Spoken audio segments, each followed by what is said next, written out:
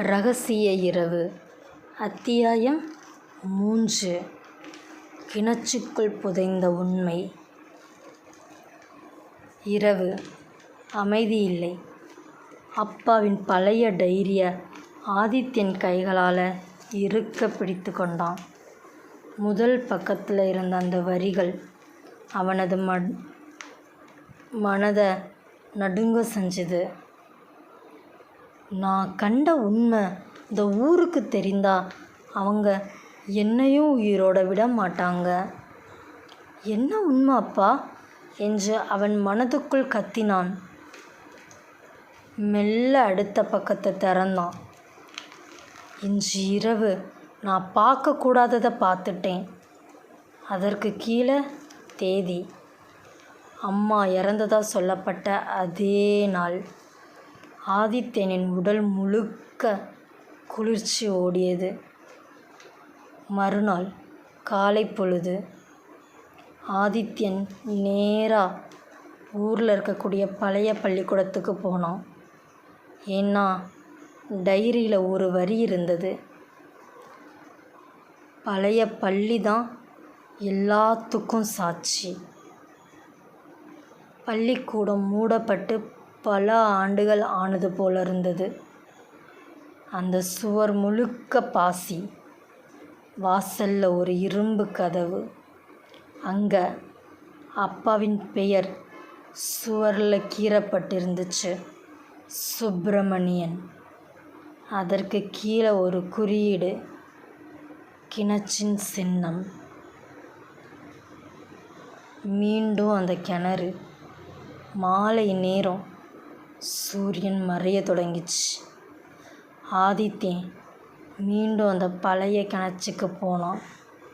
இந்த முறை அவனுக்கு பயம் இல்லை, உண்மையை தெரிஞ்சுக்கணுங்கிற வேகம் மட்டும். அவன் கண்ட காட்சி அவனை அதிர்ச்சியடைய வச்சுது. கிணற்றுக்கு உள்ள ஒரு கயிறு தொங்கிட்டு இருந்துச்சு. அதை இழுத்தான். தண்ணிக்குள்ளேருந்து ஒரு உலோக பெட்டி மேலே வந்துச்சு. கையால் நடுங்கியபடியே அதை திறந்தான். பெட்டிக்கு உள்ளே இருந்தது அம்மாக்க உடைந்த வளையல், இரத்தக்கரை படிஞ்ச சேலத்துண்டு, ஒரு மருத்துவ அறிக்கை.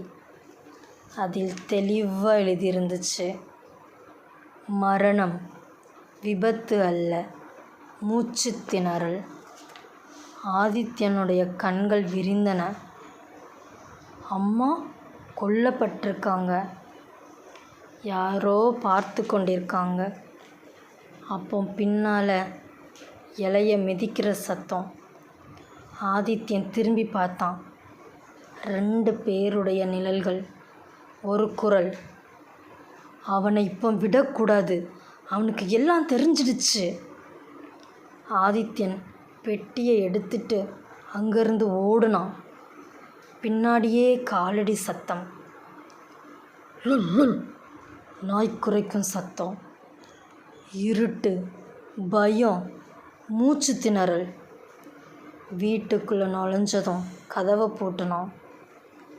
அப்போ அந்த பழைய ரேடியோ தானாக ஆனாச்சு. இந்த முறை குரல் தெளிவாக இருந்துச்சு. ஆதி, இனி எச்சரிக்கை இல்லை. உன்னை காப்பாற்ற நான் நேரில் வர வேண்டிய நேரம் வந்துடுச்சு. இப்போ உங்கள் எல்லாத்துக்கும் ஒரு கேள்வி இருக்கும். ரேடியோவில் பேசுகிறது யார்? அம்மாவை கொன்னது யார்?